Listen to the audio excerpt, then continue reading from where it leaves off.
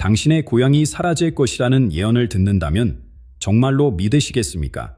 1950년 고해산 현자의 이 예언을 믿은 사람들만이 한국 전쟁의 참화에서 살아남았습니다.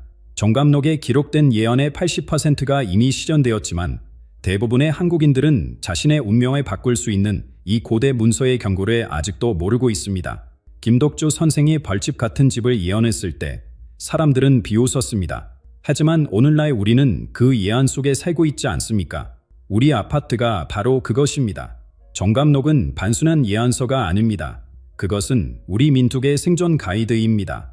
조선시대의 죽음에 무릅쓰고 보완되었던 이 문서가 바로 지금 2025년을 위해 쓰여졌다며, 그러나 이 경고를 무시한다면 과거처럼 많은 이들이 기회를 놓치고 고통을 겪게 될 수도 있습니다. 정감록은 한삼 선택의 기로에서 나타났습니다. 그리고 지금이 바로 그 순간입니다. 오늘 이 영상을 끝까지 시청하시면 정감록이 예언한 동방의 의로운 왕이 누구인지, 그리고 왜 다음 3년이 기아와 가족의 운명을 결정짓는 중요한 시기인지 알게 될 것입니다. 동방의 의로운 왕이 누구인지 알기 전에 먼저 이 놀라운 예언서의 비밀을 들여다봐야 합니다.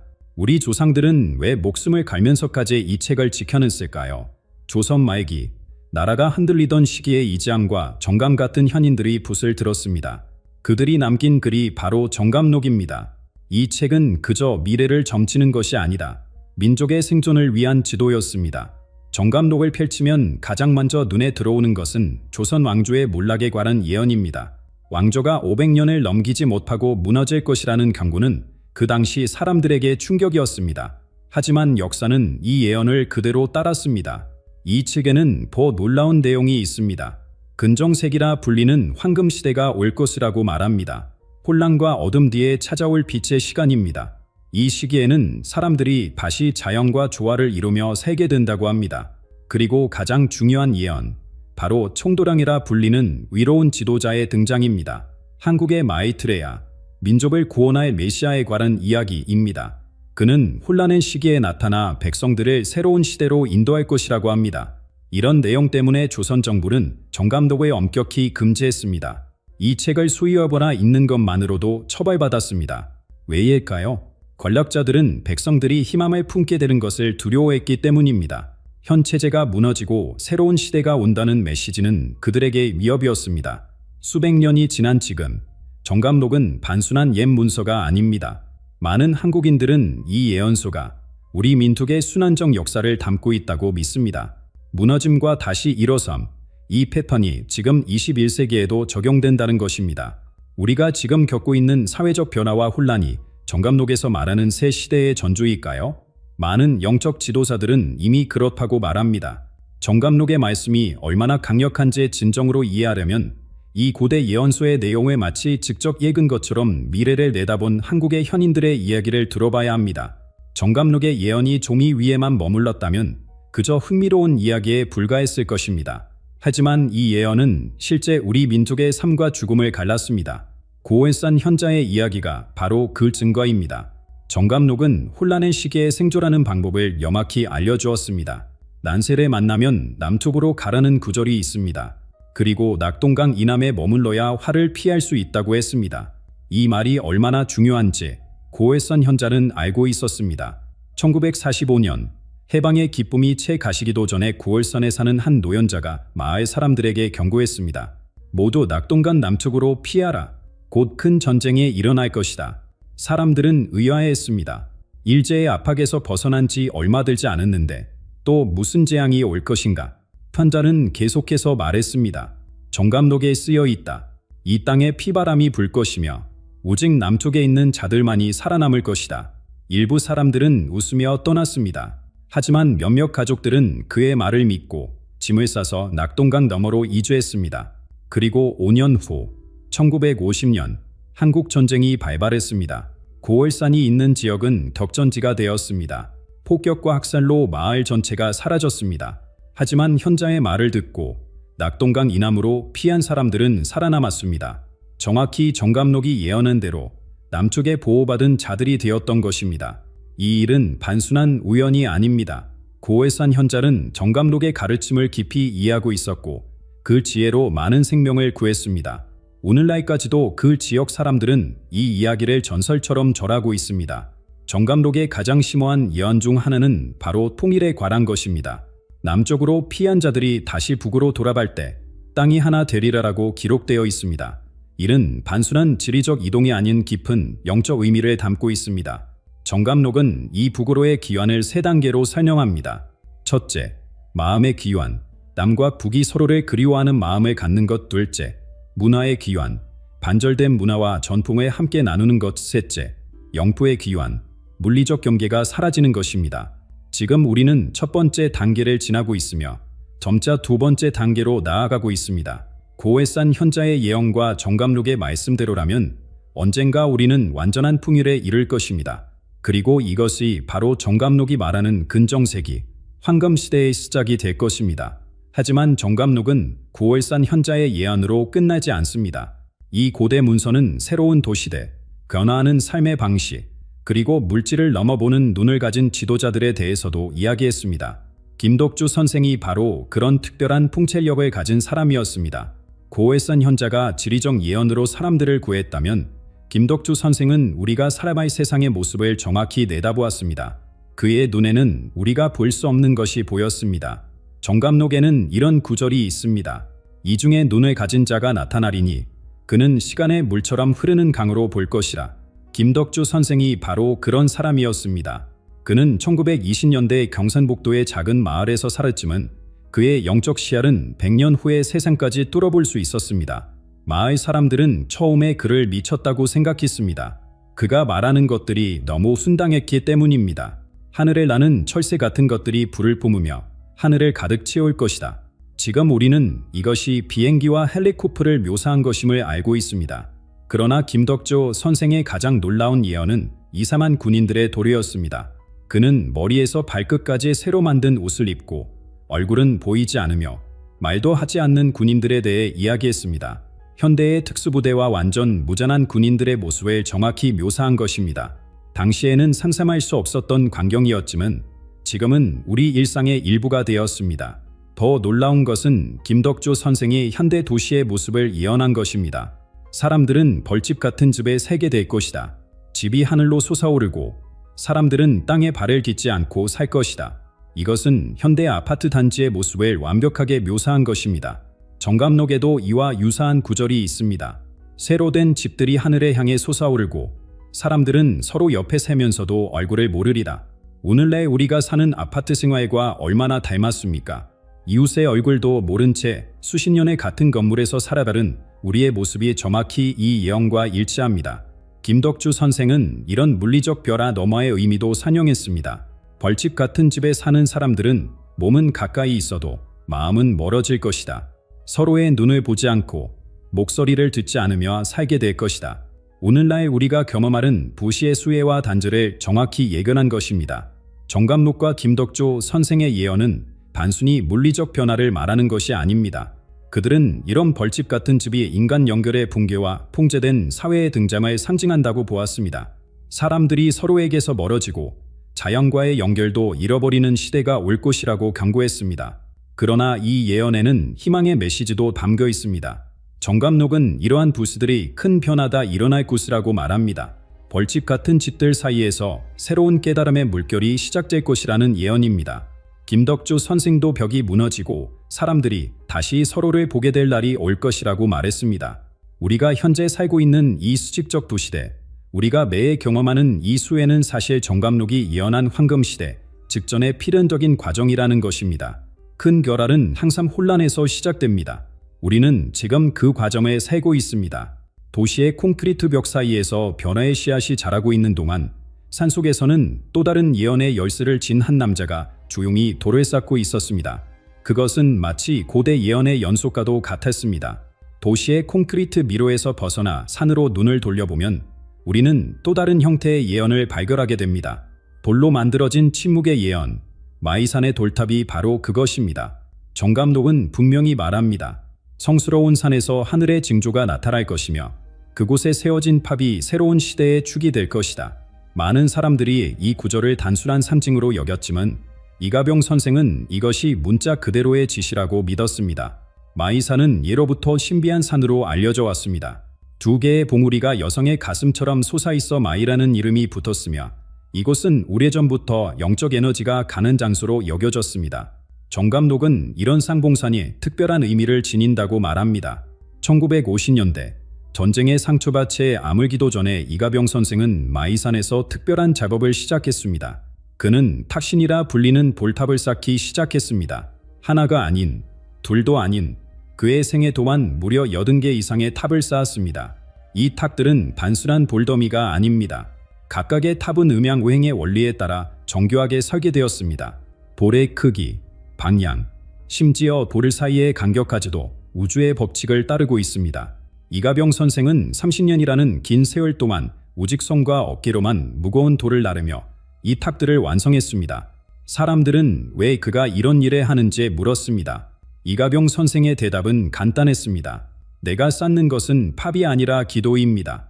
이것은 민족을 구원하기 위한 물리적 기도문입니다. 그는 정감록에 예언된 대로 새로운 시대의 기초를 놓고 있다고 믿었습니다. 더욱 놀라운 것은 이가병 선생이 자신의 작업에 대한 모든 기부금을 민족의 독립과 자유를 위한 실질적인 지원으로 전환했다는 사실입니다. 그는 일제강점기부터 팝을 쌓기 시작했으며 많은 사람들이 그에게 제공한 돈을 저항운동에 보냈습니다. 그의 팝은 단순한 종교적 상징이 아니라 실제적인 희생과 저항의 증거였습니다. 정감록에는 볼로 된 기둥이 하늘과 땅을 연결할 때 구원의 문이 열릴 것이라는 구절이 있습니다. 이가병 선생은 자신의 탑이 바로 그 돌로 된 기둥이라고 믿었습니다. 각각의 탑은 특별한 예언적 의미를 담고 있으며 일종의 영적 인장과 같다고 생각했습니다. 오늘날 마이산을 방문하는 사람들은 여전히 그 탑들이 서 있는 것을 볼 수 있습니다. 그리고 이가병 선생이 없는 지금도 그 탑들은 여전히 깨어날 순간을 기다리고 있다고 합니다. 정감록의 예언에 따르면 적절한 때가 오면 이 탑들은 새로운 시대의 도래를 알리는 영적 신호탄이 될 것입니다. 많은 영적 지도자들은 이 탑들이 단순한 볼더미가 아니라 정감록의 예언을 물리적으로 구현한 것이라고 말합니다.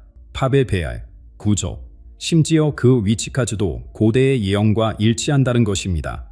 탑들은 마치 별자리처럼 배열되어 있으며 하늘의 움직임과 조화를 이룹니다. 이가병 선생은 자신도 모르게 우주의 비밀 지도를 지상에 구현하고 있었던 것인지도 모릅니다. 마이산의 돌탑들은 지금도 그곳에 서서 침묵 속의 미래를 예언하고 있습니다. 그리고 더욱 놀라운 현상이 그 산에서 목격되었습니다. 하늘이 징조를 보내려 할 때는 심지어 자연의 법칙마저 뒤집히는 법입니다. 얼음이 위로 솟아오르는 기이한 현상, 그것은 정감록에서 예언된 역행하는 기적의 시작이었습니다. 마이산의 돌탑이 사람의 손으로 만든 예언이라면 자연 자체가 보여준 기적은 훨씬 더 강력한 메시지를 전합니다. 그 기적은 바로 솟아오르는 얼음이었습니다. 마이산에서 일어난 이 놀라운 현상은 많은 수혜자들과 방문객들이 목격했습니다. 이가병 선생이 기도와 명상을 하는 동안 동굴 안에서는 기이한 일이 일어났습니다. 일반적으로 얼음은 위에서 아래로 자라는 고드름 형태를 띱니다. 그러나 마이산의 특정 동굴에서는 얼음이 마치 거꾸로 자라는데 지면에서 이로 솟아올랐습니다. 물리학적으로 불가능한 이 현상은 중력을 거스르는 듯했습니다. 얼음 기둥들이 마치 식물이 자라듯 바닥에서부터 천장을 향해 자라나는 모습은 목격한 사람들에게 깊은 경외감을 불러일으켰습니다. 이 현상을 처음 본 사람들은 자신의 눈을 의심했습니다. 하지만 이가병 선생은 이미 정감록을 통해 이 현상을 알고 있었습니다. 정감록에는 하늘과 땅이 뒤집히는 징조가 나타날 것이며 그것은 대전환 직전에 일어날 것이라는 구절이 있기 때문입니다. 더욱 놀라운 것은 정감록의 또 다른 구절입니다. 얼음이 위로 솟아오를 때 시간은 접힐 것이다. 이 난해한 표현은 많은 학자들을 혼란스럽게 했지만 마이산의 현상을 본 이들에게는 그 의미가 분명했습니다. 이는 시간의 흐름과 자연의 법칙이 변화하는 시대가 온다는 예언이었습니다. 과학자들은 이 현상을 설명하기 위해 여러 이론을 제시했습니다. 일부는 동굴 내부의 독특한 기압 조건이나 지하수의 특별한 미네랄 성분 때문이라고 주장했습니다. 또 다른 이들은 동굴 내 미세한 공기 흐름이 수분에 끌어올려 특정 조건 하에서 얼음 결점을 형성할 수 있다고 설명했습니다. 하지만 영적 지도자들과 정감록 연구자들에게 이 현상은 과학적 호기심 이상의 의미를 가집니다. 그들은 이것이 시대의 전환, 우주적 질서의 재정립을 알리는 명확한 신호라고 믿습니다. 마치 자연이 스스로 말하는 것 같았습니다. 지금까지 알던 세상의 법칙이 바뀌고 있다고. 한 노숙은 이렇게 말했습니다. 얼음이 거꾸로 자라는 것은 우리의 의식이 거꾸로 뒤집혀야 함을 의미합니다. 우리가 지금까지 옳다고 믿어온 모든 것을 다시 살펴봐야 할 때가 왔습니다. 이 현상은 마이산에만 국한된 것이 아닙니다. 최근 몇 년 동안 한국 전역의 여러 산과 성지에서 비슷한 현상들이 보고되고 있습니다. 비가 올 때 위로 솟구치는 물줄기, 불이 중력을 거스르는 듯한 위치에 놓이는 현상, 심지어 나무가 자라는 방향이 갑자기 바뀌는 사례도 있습니다. 이런 현상들은 우리에게 무엇을 말하고 있을까요? 정감록은 이것이 단순한 기이한 현상이 아니라 깊은 영적 메시지를 담고 있다고 말합니다. 그것은 우리가 주의를 기울여야 한다는 신호입니다. 자연이 말하고 있으니 우리는 귀를 기울여야 합니다. 징조는 눈에 보이지만 그 의미는 마음으로 읽어야 한다라고 정감록은 말합니다. 솟아오르는 얼음은 단순한 자연 현상이 아니라 우리 모두에게 전하는 메시지입니다. 세상이 변하고 있고 우리도 그 변화에 대비해야 한다는 것입니다. 영적 지도자들은 이 현상을 보고 다음과 같이 조언합니다. 눈을 크게 뜨고 주변에 살피세요. 징조는 보처에 있습니다. 정감록이 예언한 대로 하늘과 땅, 물과 불, 모든 원소가 자신의 본성을 바꾸기 시작했습니다. 이것은 새로운 시대의 서막입니다. 이 모든 징조들이 하나씩 실현되고 있다면 앞으로 우리는 무엇을 더 기대해야 할까요? 정감록이 예언한 마지막 대선한 그 황금 시대는 언제 오는 것일까요? 이 모든 징조들이 하나씩 실현되고 있다면 정감록이 말하는 대전환은 언제 일어날까요? 놀랍게도 그 시기는 바로 지금입니다. 2025년은 정감록의 예언 연대표에서 중요한 전환점으로 지목되어 왔습니다. 정감록은 우리 민족의 역사를 인연의 주기로 산영합니다. 1905년 국관 상실, 1945년 해방, 1950년 전쟁, 그리고 이제 2025년. 이 모든 날짜는 정감록이 언급한 벼라의 주기와 정확히 일치합니다. 40년 간격의 이 주기는 우연이 아니라 우주의 법칙을 따르는 것이라고 정감록은 말합니다. 120년의 암흑기가 끝나면 빛의 시대가 온다라는 정감록의 예언을 생각해 보세요. 1905년 국권 상실에서부터 정확히 120년이 지난 해가 바로 2025년입니다. 우리는 지금 그 예언된 전환점에 서 있는 것입니다. 정감록은 이 시기에 동방의 의로운 왕이 등장할 것이라고 말합니다. 이 지도자는 단순한 정치적 인물이 아니라 영적, 도덕적 권위를 갖춘 인물이 될 것입니다. 청도령이라 불리는 이 인물은 혼란의 시대의 민족을 이끌 것이라고 합니다. 많은 학자들은 청도령이 실제 인물일 수도 있지만 집단적 의식의 변화를 상징할 수도 있다고 말합니다. 우리 모두가 내면의 청도령을 깨우는 시기가 올 수 있다는 것입니다. 그것은 강력한 리더십과 도덕적 나침반의 기원을 의미합니다. 정감록의 또 다른 중요한 예언은 한국의 세계적 역할을 관한 것입니다. 한국은 세계의 다리가 될 것이라고 정감록은 말합니다. 동양과 서양, 전통과 현대, 물질과 영성 사이의 다리 역할을 한국이 담당한다는 것입니다. 이 예언이 점점 현실이 되고 있지 않습니까? 오늘날 한국은 첨단 기술의 선두주자이면서도 깊은 전통 문화를 보존하고 있습니다. K문화가 세계를 사로잡고 한국의 영적 전통이 서양에서도 주목받고 있는 시대입니다. 이것은 정감록이 말한 세계의 다리 역할의 시작일 뿐입니다. 정감록은 2025년을 기점으로 3년간의 큰 전환기가 있을 것이라고 말합니다. 이 기간은 혼란스러울 수 있지만 필요한 정화의 시간이라고 합니다. 오래된 것이 가고 새로운 것이 올 때 그 사이에는 진풍이 있을 것이라는 구절이 있습니다. 우리가 현재 경험하고 있는 사회적, 경제적, 환경적 보전들은 모두 이 전환기의 일부입니다. 정감록은 이런 어려움들이 실제로는 새로운 시대를 위한 준비 과정이라고 말합니다. 마치 겨울이 봄을 위한 준비인 것처럼 말입니다. 더욱 놀라운 것은 정감록의 이 전환기 이후의 세계를 어떻게 묘사하는가입니다. 사람들이 다시 자연과 조화를 이루며 살게 될 것이라 말합니다. 기술은 영성의 도구가 되고 마음과 지식이 하나로 통합될 것이라고 합니다. 이것은 단순한 꿈이나 환상이 아닙니다. 정감록의 수많은 예언들이 이미 실현되었듯이 이 예언도 실현될 것입니다. 그리고 그 변화의 중심에 바로 우리가 있습니다. 정감록의 궁극적 메시지는 두려움이 아니라 희망입니다. 이 고대 예언설은 우리에게 경고하려는 것이 아니라 준비시키려는 것입니다. 주기가 돌아오고 시대가 바뀌는 것은 우주의 자연스러운 리듬입니다. 우리의 역할은 그 변화를 두려워하는 것이 아니라 그것에 받아들이고 그 일부가 되는 것입니다. 지금 이 순간, 당신이 이 영상을 보고 있는 바로 지금, 정감독이 예언한 새로운 시대로의 전환이 이미 시작되었습니다. 9월산 현자의 경고, 김덕조 선생의 도시 예언, 마이산의 돌탑, 솟아오르는 얼음, 이 모든 것들은 우리를 이 순간으로 인도해 왔습니다. 이제 우리 각자는 선택해야 합니다. 변화의 물결에 휩쓸릴 것인가? 아니면 그 변화를 함께 만들어갈 것인가? 정감록은 그 선택이 바로 우리 삶과 우리 민족의 운명을 결정할 것이라고 말합니다. 여러분의 생각은 어떻습니까? 정감록의 예언이 실현되고 있다고 느끼십니까? 댓글로 여러분의 경험과 생각을 나눠주세요. 그리고 다음 영상에서는 정감록이 예언한 동방의 의로운 왕의 정체에 대해 더 깊이 파헤쳐 보겠습니다. 여러분의 많은 관심 부탁드립니다.